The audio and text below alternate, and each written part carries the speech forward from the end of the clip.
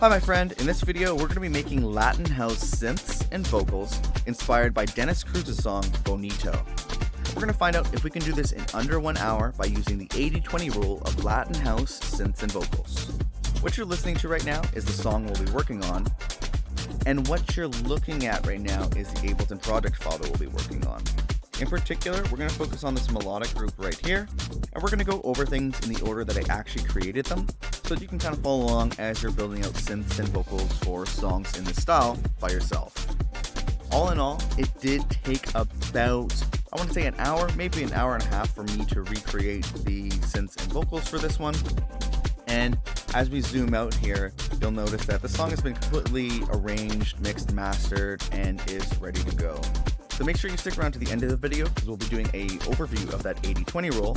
But if you do want to finish songs faster, just like that, I also want to mention that I have created a completely free bundle of templates, samples, and special bonuses that I use to completely finish one song like this every single week. Just visit the link that's on screen now or in the description to grab your copy of the Ultimate Song Finishing Toolkit for free. And if you want to take things to the next level, you can also find a link to this video's project files in the description as well. So with that said, let's jump into this. Alright. So when it comes to the synths and vocals for this kind of cool Latin house sound, one thing I want to mention right off the bat is when I was building this out, I was building it out against the track Dennis Cruz Bonito here.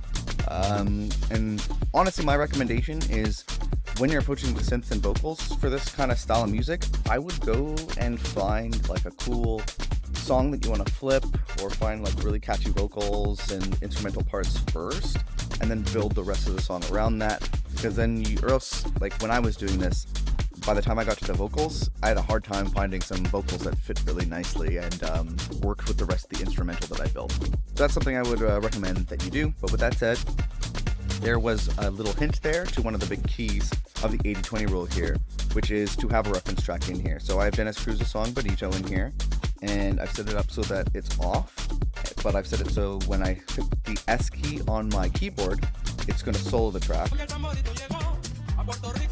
So you can flick back and forth. To pick the right sounds, make sure you're playing the right notes, and to set the right volume. So that's going to be the main thing. So let's go over this one by one. So the first thing that I added was this little right here.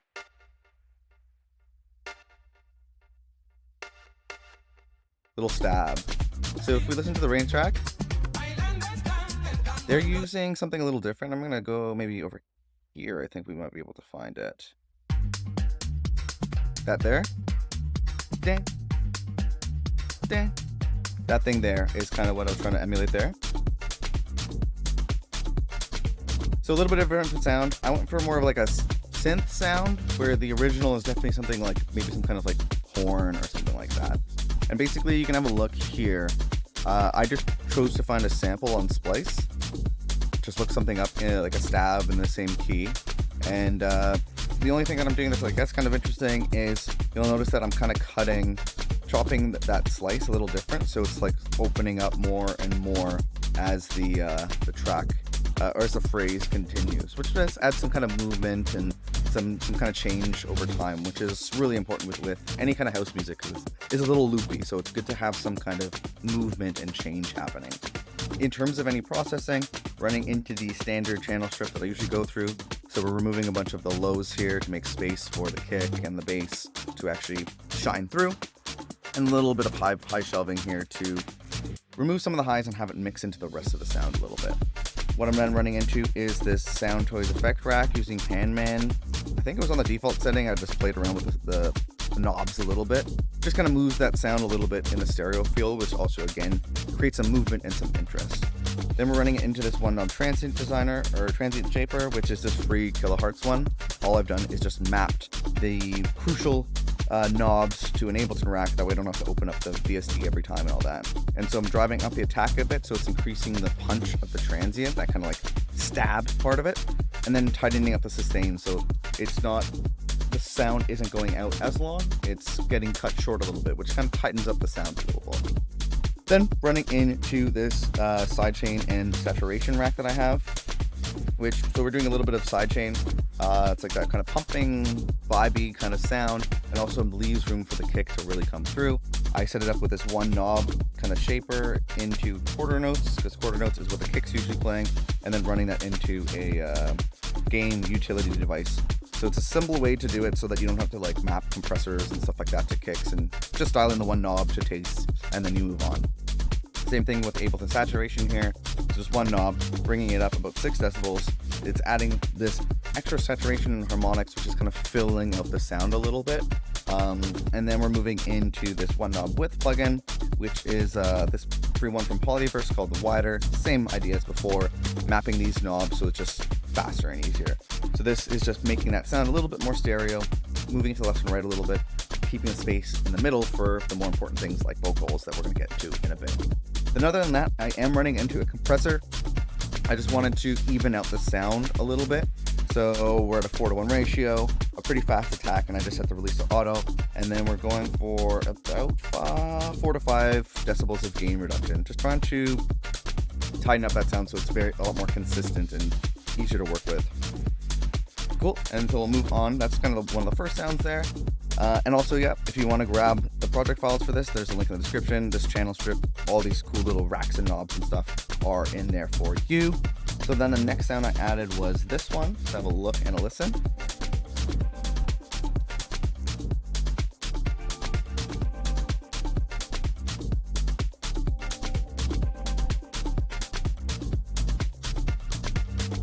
So I don't think this sound is as much in the original tune. It's just something that I wanted to add in there, and like I usually mention in these videos, I feel like the best strategy is to build up against a reference track so you're working at something super high quality, but then to start making different creative decisions as you go, so you're not just making carbon copies of tracks. You're actually creating something that you can release as an original track or a bootleg or something like that. So this is just a kind of a more chord, almost pad-ish sound that I like to add here. Kind of adds a bit more of a deep vibe to it, pushes it away from the Latin vibe a bit, but that's kind of what I was going for. Just found some cool sound on Splice, chopped it up, cut it into it. I think it's like a much larger loop, which I wasn't into. Just grabbed a bit that I liked and chopped it up. Then in terms of any processing, running it into this Shaper Box plugin here. Some, I don't know, interesting preset I found. I definitely didn't create that, I'm not gonna lie. And then for some reason I'm running into 2 shaper boxes, a gated sequence one. I guess it's making that kind of like jittery sound. I am automating the mix of it, so it's kind of coming in and out, which is another cool thing to do to kind of create that movement and detail. And then we're running into the standard channel strip, so it's removing some of the lows to make room for the kick and the bass, some side chains, so it's making room for the kick and giving that pumping vibe, and a little bit of saturation to fill out the sound a little bit. Then the next thing we have is this. Listen to it.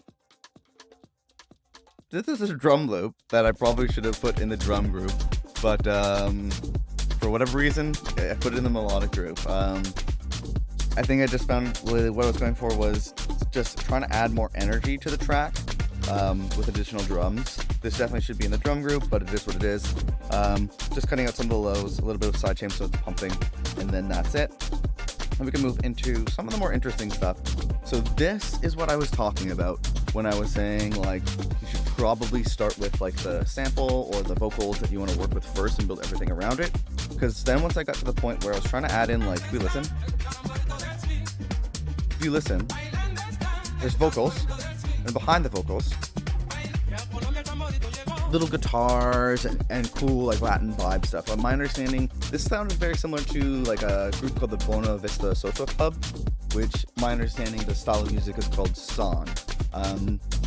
So it's very cool, kind of like that chill and like Latin kind of vibe. So when you build the track the way I did, then you're trying to shoehorn that in after, which gets a little difficult. So what I found was this song called Mama Sissoko, and the song is called Safia 2. And I was basically just looking up songs on YouTube and found something and then ripped it over. And so anyways, let's listen to that. Bring up the volume for you.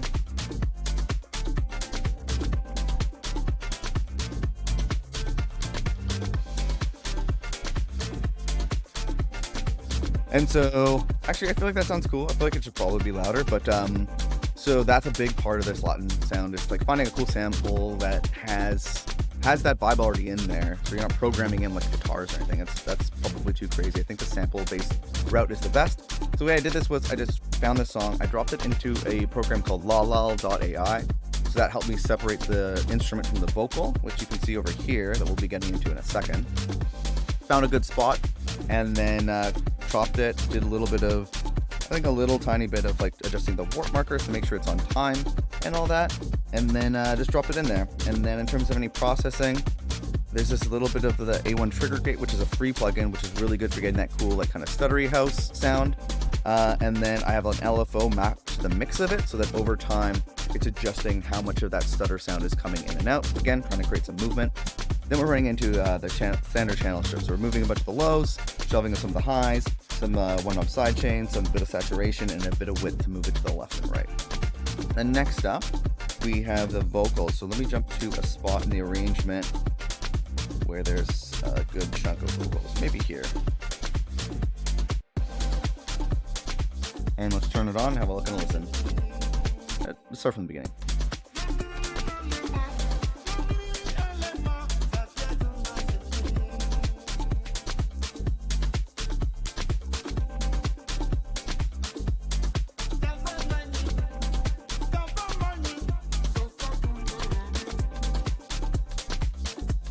I'll listen to that. I'm gonna turn it off because double vocals, me and that can get a little hard to hear.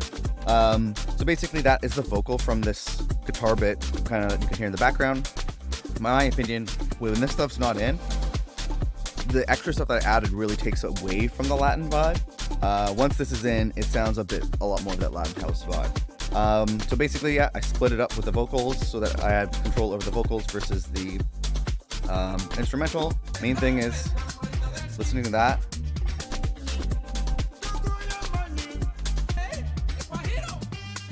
Flicking back and forth, trying to get the vocals in there at a similar volume. That's really volumes are one of the most important things, particularly against a reference track. So with that said, yeah, just did a little bit of like, I think I might have did some warping. Didn't look like I had to actually, that's great. And then, because actually the song was in the same BPM, so that made things a little easier. In terms of any processing, I'm running into this thing that my buddy John Alpine showed me, which is really cool. It's an LFO mapped to the pitch of this Nectar device, which makes it so that over time that vocal is like getting slightly pitched up and down, which is cool, adds some waviness and some movement. Then we're just removing a bunch of the lows, removing some of the highs, a bit of one-up sidechain, and a little bit of one-up saturation.